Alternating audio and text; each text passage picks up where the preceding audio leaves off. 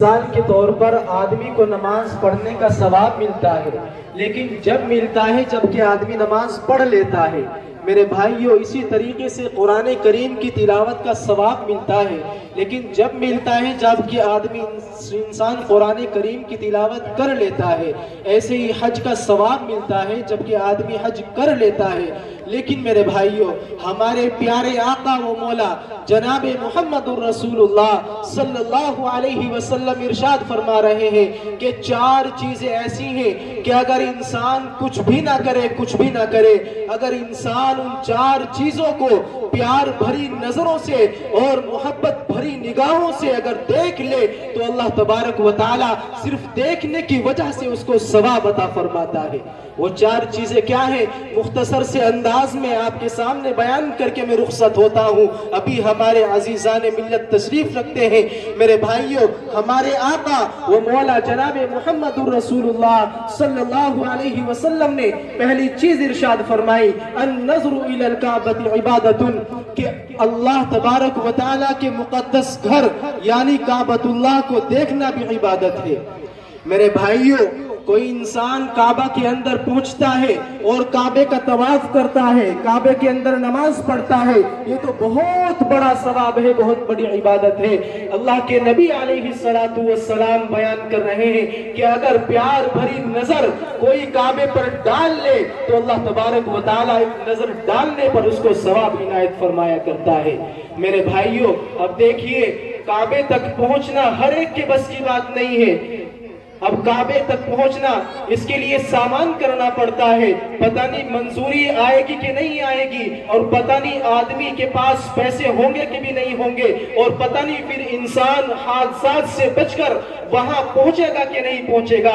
میرے بھائیوں، میرے رب کی قسم، فرمایا گیا کہ اگر تم اسی طریقے سے کعبۃ اللہ کی بیٹیوں کو پیار بھری نظر سے یعنی مسجدوں کو دیکھ لو تو اللہ تبارک و تعالی مسجدوں کو دیکھنے کی وجہ سے بھی تمہیں ثواب عطا فرمائے گا۔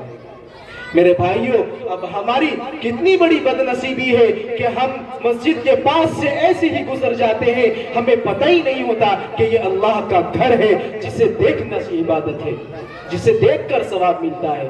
میرے بھائیوں، ایک آدمی مسجد کی صفائی کرتا ہے، مسجد کے انتظام میں مشغول ہوتا ہے اور مسجد کے دیگر کام کرتا ہے، یہ تو بڑا ثواب ہے۔ میرے بھائیوں، میں صرف دیکھنے کی بات کر رہا ہوں کہ اگر انسان ایک پیار بھری نظر مسجد پر ڈال لے تو اللہ تبارک و تعالی ایک نظر ڈالنے پر اس کو ثواب عنایت فرمایا کرتا ہے۔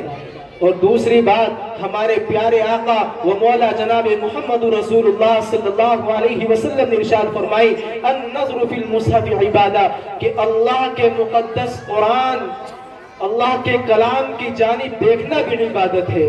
میرے بھائیوں، یہ اللہ تبارک و تعالیٰ کا مقدس اور مبارک کلام ہے۔ آج ہمارے گھروں کے اندر جزدان میں لپیٹ کے اسے طاقوں میں رکھ دیا جاتا ہے۔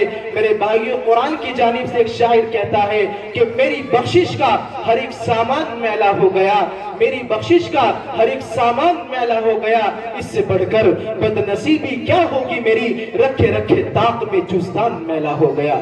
نوبت ہی نہیں آتی ہے قرآن کریم پڑھنے کی۔ قرآن کریم کو ہم نے صرف ایصال ثواب کے لیے اور قرآن خوانی کے لیے سمجھا ہوا ہے۔ میرے بھائیو، حالانکہ اچھی بات ہے کہ قرآن کریم کو انتقال کر جائے، ایصال ثواب کے لیے پڑھنا بھی بہتر ہے، لیکن میرے بھائیو، صرف ایصال ثواب کے لیے تو قرآن نازل نہیں کیا گیا۔ ہدی للمتقین، یہ تو پورے عالم کے لیے ہدایت بنا کر کے بھیجا گیا ہے۔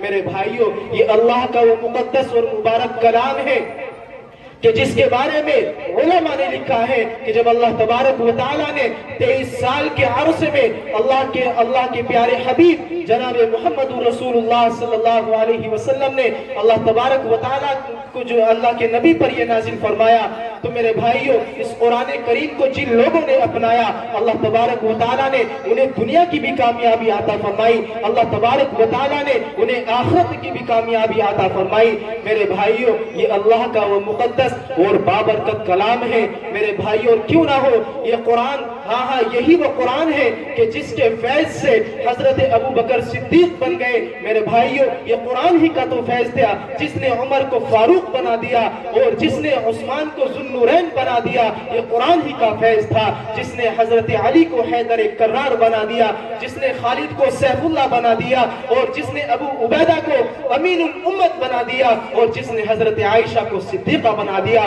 اور جس نے اس قوم کو جس کو بدو کہا جاتا تھا، جس کو جاہل کہا جاتا تھا، اس قرآن کا فیض تھا کہ اس قوم کو اس قرآن کی برکت سے رضی اللہ عنہم ورضوا عنہ کا خطاب دلا دیا اور قرآن نے ان کو صحابہ بنا دیا۔ میرے بھائیوں اللہ تبارک و تعالی نقطہ نواز ہے، اللہ تبارک و تعالی نقطہ پر نوازتے ہیں۔ تو میرے بھائیوں اس قرآن کو جو بھی اپنائے گا، جو بھی اس قرآن کریم سے متعلق ہوا، جو بھی قرآن کریم سے منسلک ہوا، اللہ تبارک و تعالی نے انہیں دنیا میں بھی نوازا، اللہ تبارک و تعالی انہیں آخرت میں بھی نوازیں گے۔ اور میرے بھائیوں اس سے بڑھ کر نوازنا اور کیا ہوگا کہ میرے آقا فرماتے ہیں کہ اگر کوئی انسان ایک پیار بھری نظر قرآن پر ڈال لے تو اللہ تبارک و تعالی صرف ایک نظر ڈالنے پر اس کو ثواب عطا فرماتے ہیں۔ تو میرے بھائیوں یہ دو چیزیں ہوئی، اور تیسری چیز اللہ کے نبی نے فرمائی النظر الی العالم التقی عبادت، کہ عالم کے نیک متقی پرہیزگار عالم ہو ان کے چہروں کو دیکھنا بھی عبادت ہے۔ میرے بھائیوں پرہیزگار کا کیا مطلب ہے؟ پرہیزگار کا یہ مطلب ہے کہ جناب رسول اللہ صلی اللہ علیہ وسلم کی سنتوں پر عمل کرنے والا ہونا چاہیے۔ تو میرے بھائیوں عالموں کی مجلسوں میں بیٹھنا، ان سے مصافحہ کرنا اور ان کے بیان سننا یہ تو بڑا ثواب ہے، بڑی عبادت ہے۔ میرے بھائیوں میں صرف دیکھنے کی بات کر رہا ہوں کہ اگر کوئی عالم نیک پرہیزگار عالم کے چہرے کو دیکھ لے تو اللہ تبارک و تعالیٰ اس کو ثواب عطا فرماتا ہے۔ میرے بھائیوں ایک مرتبہ ایک آدمی کا انتقال ہوا، اللہ کے یہاں پیش حاضری ہوئی۔ دیکھو دھیان سے سننے کی بات ہے میرے بھائیوں، ہو سکتا ہے کہ شاید یہ بات ہمارے کسی کے کام آ جائے۔ میرے بھائیوں دھیان سے سننے کی بات ہے، ایک آدمی تھا اس کا انتقال ہو گیا، اللہ تبارک و تعالیٰ نے کہا کہ دیکھو، فرشتوں سے کہا کہ دیکھو ذرا دیکھو اس کے نامہ اعمال میں کوئی نیکی ہے؟ فرشتوں نے کہا اللہ سے کہ اللہ اس کے نامہ اعمال میں تو کوئی نیکی ہے ہی نہیں۔ تو اللہ تبارک و تعالیٰ نے فرشتوں سے کہا کہ دیکھو ذرا کہ شاید کسی عالموں کی مجلسوں میں حاضری دیتا ہو، وہاں اٹھتا بیٹھتا ہو، ان کے بیان سنتا ہو۔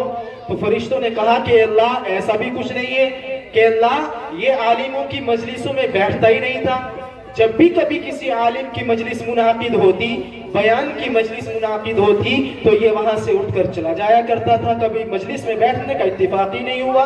جیسا آج کل ہمارا حال ہے کہ اگر کہیں دنیا کی کوئی مجلس منعقد ہو جائے، ناچ گانے ڈھول تاشے کی مجلس منعقد ہو جائے تو میرے بھائیوں ہمارے گاؤں کا شہر کا نوجوان بڑا بوڑھا وہاں اپنے کام کو آگے پیچھے کر کے پوری رات ایک پاؤں پر گزار دیتا ہے، کبھی وہاں سے ہٹتا نہیں ہے۔ یہ آج کل ہمارا حال ہے، ہمارا ایمان اتنا کمزور ہو گیا ہے کہ اگر کوئی ناچ گانے والی ناچنے والی کوئی آ جائے تو فوراً اس قدر بڑا مجمع لگ جائے گا۔ میرے بھائیوں یہ ہمارا حال ہے، لیکن آج دیکھو جیسے اللہ رسول کی مجلس لگ رہی ہے، کتنے بیچارے یہاں پر بیٹھے ہیں اور اللہ تبارک و تعالیٰ نے جنہیں توفیق دی، اللہ تبارک و تعالیٰ نے جنہیں توفیق بخشی وہی یہاں پر بیٹھے ہوئے ہیں۔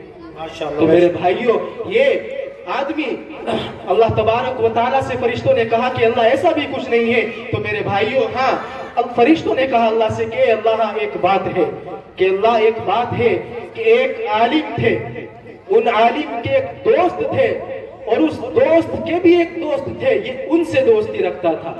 میرے بھائیوں ایک عالم کے دوست سے دوستی رکھتا تھا۔ تو میرے بھائیوں جیسے ہی اللہ کو پتا چلا کہ یہ عالم کے دوست سے دوستی رکھتا تھا، میرے بھائیوں اللہ تبارک و تعالیٰ نے فرمایا فرشتوں سے کہ فرشتوں اتنی بات تو کافی ہے، جاؤ ہم نے اس کی مغفرت کر دی۔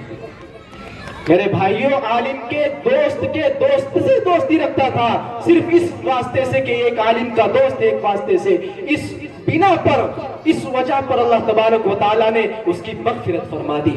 یہ تین باتیں عرض کر دی میرے بھائیوں۔ چوتھی بات جو مجھے اصل عرض کرنی ہے، یہ باتیں تو ضمناً عرض کر دی میرے بھائیوں۔ ہمارے نبی نے فرمایا کہ جس طریقے سے کعبۃ اللہ کو دیکھنا عبادت قرآن کو دیکھنا عبادت، عالم کے چہروں کو دیکھنا عبادت۔ ہمارے نبی نے فرمایا النظر الی الوالدین عبادت۔ اے میری قوم کے لوگوں سنو سنو، ہمارے نبی نے میرے بھائیوں اتنی بہترین بتلائی یہ چیز، اتنی پیاری بتلائی کہ ہر جگہ ملتی ہے، ہر ایک کو ملتی ہے، ہر گھر میں ملتی ہے، لیکن میرے بھائیوں ہمیں اس کی کوئی قدردانی نہیں ہوتی ہے۔ میرے بھائیوں ہمارے آقا نے فرمایا کہ جس طریقے سے کعبۃ اللہ کو دیکھنا عبادت، جس طریقے سے قرآن کی جانب دیکھنا عبادت، جس طریقے سے عالم کی زیارت کرنا عبادت، اے میری قوم کے لوگوں، اے میری امت کے لوگوں سنو سنو، اسی طریقے سے میں محمد الرسول اللہ اپنے رب کی عزت و جلال کی قسم کھا کر کہتا ہوں، اسی طریقے سے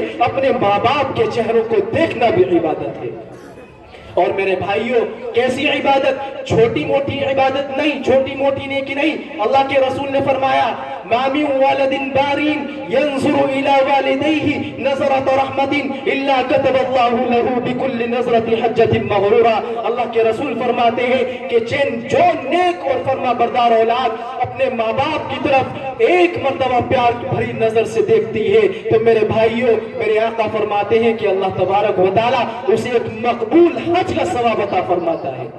صحابہ نے پوچھا وَإِن نَظَرُوا مِئَةَ مَرَّةٍ یا رسول اللہ، اے اللہ کے رسول ہم اپنے گھروں میں موجود ہوتے ہیں، ہم اپنے گھروں میں 100 مرتبہ رات دن میں آتے جاتے ہیں، تو کیا اگر ہم 100 مرتبہ اپنے ماں باپ کے چہروں کو دیکھیں گے تو کیا ہمیں 100 مقبول حجوں کا ثواب ملے گا؟ اللہ کے رسول نے فرمایا نعم اللہ اکبر وجد، ہاں ہاں کیوں نہیں، اگر تم 100 مرتبہ اپنے ماں باپ کے چہروں کو دیکھو گے اللہ تبارک و تعالیٰ تمہیں 100 ہی مقبول حجوں کا ثواب عطا فرمائے گا، اللہ کے خزانے میں کمی کوئی نہیں آئے گی۔ یہ مقام ہے ماں باپ کا، اور آج کے اس دور میں ماں باپ کے اس مقام سے کتنی بے اعتنائی برتی جا رہی ہے، آج وہ ہم سب کے سامنے ہے۔ تو میرے بھائیوں اللہ کے رسول سے پوچھا گیا کہ اللہ کے رسول قیامت کب آئے گی؟ اللہ کے رسول نے فرمایا کہ اللہ جانتا ہے، مجھے نہیں پتا۔ صحابہ نے کہا کہ اللہ کے رسول کوئی علامت ہی بتلا دیجئے، کوئی نشانی بتلا دیجئے تاکہ ہمیں پتا چل جائے کہ قیامت آ جائے گی۔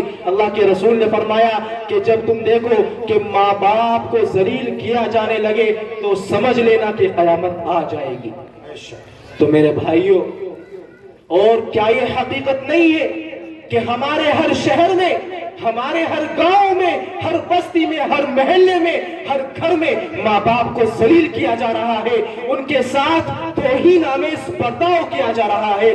ارے وہ ماں جس نے تجھے اپنی چھاتی کا دودھ پلایا، جس نے تجھے اپنے پیٹ میں رکھا، وہ ماں جس نے تیرے لیے اپنی راحت و آرام کو قربان کر دیا، وہ باپ جس نے تیرے لیے کبھی رکشہ چلایا، کبھی بورا اٹھایا، کبھی محنت مزدوری کی، تجھے پڑھایا لکھایا، تیری پرورش کی، لیکن آج جب تو جوان ہو گیا ہے اور تو اس قابل ہو گیا ہے تو میرے بھائیوں آج تو اپنے ماں باپ کو ذلیل کرتا ہے، تو ان کی پگڑی اچھالتا ہے، تو ان کو گالی دیتا ہے، تو ان کو دھکے دیتا ہے۔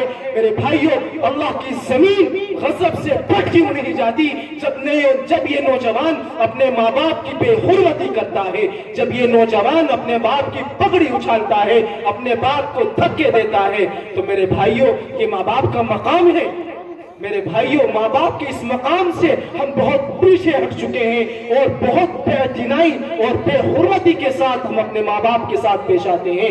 اللہ کے نبی نے فرمایا کہ تمہارے ماں باپ تمہارے لیے جنت ہے، تمہارے ماں باپ تمہارے لیے دوزخ ہے، اختیار تمہارا ہے، چننا تمہیں ہے، تمہیں جنت میں جانا ہے یا تمہیں دوزخ میں جانا ہے۔ اگر تمہیں جنت میں جانا ہے تو ماں باپ کی خدمت کر لو، اگر تمہیں جہنم میں جانا ہے تو ان کے دل کو دکھاؤ، ان کو تکلیف پہنچائے، یہ تمہارے اختیار میں ہے۔ میرے بھائیوں یہ جو باتیں ہم نے عرض کی ہیں اللہ تبارک و تعالیٰ سے دعا ہے اللہ رب العزت ہم سبوں کو ان باتوں پر عمل کرنے کی توفیق عطا فرمائے، ماں باپ کی والدین کی فرما برداری کرنے کی توفیق عنایت فرمائے۔ وما علینا الا البلاغ۔ ماشاءاللہ یہ تھے رفیق